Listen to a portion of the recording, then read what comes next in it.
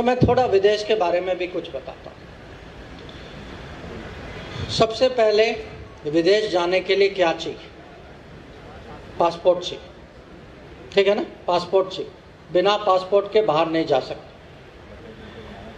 जब मोदी जी प्रधानमंत्री बने, पूरे देश में पासपोर्ट केंद्र जो हैं 77 थे पूरे देश में। आज 527 है, 527, माने 10 साल में 430 न्यू पासपोर्ट केंद्रास हैव बीन ओपन्ड। और आपने ये भी देखा होगा, एक समय था, और जो थोड़े एक्सपीरियंस अनुभवी लोग हैं, सीनियर लोग हैं, उनको याद होगा कितना मुश्किल था पासपोर्ट मिलना। आपको पास फॉर्म के अलावा कुछ और भी देना पड़ता था उस टाइम, था ना? पर आज आप देखिए डिजिटल, कभी कभी लोग तो हैरान हैं कि कुछ दिनों में पासपोर्ट मिल जाता है। तो जब हम गुड गवर्नेंस की बात करते हैं, मेरे खुद अपने मिनिस्ट्री में मुझे ये दिखाई देता है कि पासपोर्ट डिलीवरी में कितना चेंज आया, कि अभी भ्रष्टाचार कितना कम हुआ है, कितना ट्रांसपेरेंट हुआ है। सरकार खुद, मेरे कलीग्स जो हैं, कितने जिम्मेदारी के साथ काम करते हैं। पर एक तो पासपोर्ट लेके बाहर जाना है, पर जब बाहर जाते हैं कभी कभी और भी संकटें आ सकती। अब हमने देखा था कि कोविड के समय में माने करोड़ों में हमारे नागरिक जो हैं देश के बाहर थे, करोड़ों में। हम उनको जो है वापस लाए, वंदे भारत के तहत वापस लाए। पर कभी कभी लोग जो हैं किसी युद्ध में फंस जाते हैं। जो प्रहलाद जी ने जिक्र किया कि यूक्रेन में लड़ाई हो रही थी, कि जब यूक्रेन में लड़ाई हो रही थी, प्रधानमंत्री का कहना था कि ये हमारे बच्चे हैं, हमारे नागरिक हैं, आप जो भी करो सबको आप वापस लाना है। और हमने 90 फ्लाइट चलाए उसके, सबसे ज़्यादा पूरे दुनिया में। कभी कभी दूसरे फॉरेन मिनिस्टर आते थे, मेरे से बात करते थे, कहते थे कि हमें बहुत प्रॉब्लम हो रही है। तो मैं भी कहता था हाँ, मुझे भी प्रॉब्लम हो रही है। तो कह रहे थे मेरा second flight is an big problem. अब मुझे शर्म आती थी कि मैं तो 90th फ्लाइट तक पहुंच चुका हूँ, तो मैं सर तो मैं हिलाता था।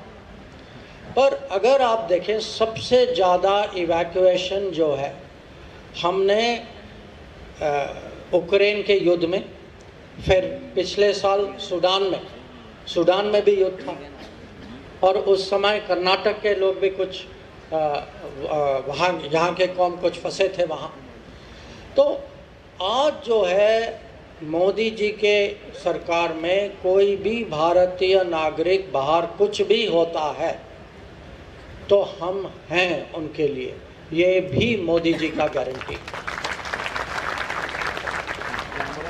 और ये कभी स्टूडेंट होते हैं, कभी टूरिस्ट होते हैं, पर हमारे यहाँ से लोग रोजगारी के लिए जाते हैं, और कभी कभी उनके पास कुछ हो जाता है, किसी की मृत्यु हो जाती है, कोई एक्सीडेंट हो जाता है, उनके पास कभी पैसे भी नहीं होते वापस आने के लिए। तो इसका भी चेंज हुआ कि अभी एक फंड हमने चलाया है जिससे 3 लाख से ज़्यादा इसके लाभार्थी पिछले 10 साल में हुए हैं। कि कोई किसी को वापस आने का टिकट चाहिए, कोई एक्सीडेंट हो जाता है, कोई लीगल फीस चाहिए। तो ये जो हम गुड गवर्नेंस की बात करते हैं, जब हम कहते हैं कि इंडिया दुनिया में जाएगा, अगर हम दुनिया में एक किस्म से हमारे नागरिक जो हैं दुनिया में फैल रहे हैं, तो ये हमारी जिम्मेदारी भी होती कि हम उनका देखभाल करें।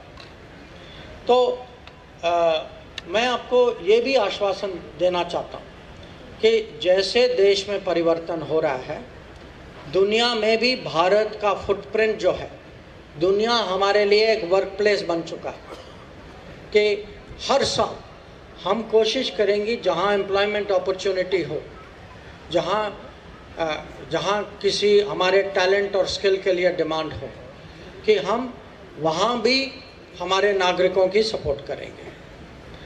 अब आप ये भी जानते हैं कि जब हमारी फोकस जो है वो इकोनॉमिक ग्रोथ डेवलपमेंट पर है, हम भारत इतिहास माने कभी भारत ने किसी और पे कभी अपने इतिहास पे हमला नहीं किया, पर हम ये मान नहीं सकते कि सब देश ऐसे ही है। कभी कभी चुनौतियां आती हैं, आतंकवाद की चुनौतियां बहुत साल से हम झेल रहे हैं। हमने 3 साल पहले देखा कि उत्तर में हमारे सीमा में चीन के साथ भी एक नई चुनौती आई। तो ये चुनौतियों के बीच में निर्णय लेना कि क्या करना चाहिए, ये एक लीडरशिप का एक टेस्ट है। और मैं आपको इसीलिए कहता हूँ क्योंकि आप देखिए कि जो 2020 में जब कोविड के समय में चाइना ने बहुत सारे फौज जो है 1-2 अग्रीमेंट का उल्लंघन करते हुए हमारे सीमा पे उनको ले आए, पर कोविड के बावजूद प्रधानमंत्री का ऑर्डर था कि हम काउंटर डिप्लॉय करेंगे, हम वहाँ जाएंगे, अगर चढ़ाई होगी, अगर बर्फ़ होगी, अगर ठंड होगी, हम वहाँ डिप्लॉय करेंगे देश की सुरक्षा में। यही दृढ़ता उन्होंने आतंकवाद के साथ भी दिखाई कि वो ज़माना गया जहाँ मुंबई पे अटैक होता था और हम कुछ नहीं करते थे, वो ज़माना गया। अब लोग जानते हैं कि ये दिस इज़ मोदीज़ इंडिया, मोदीज़ इंडिया जवाब जरूर देगा। और एक किस्म से अगर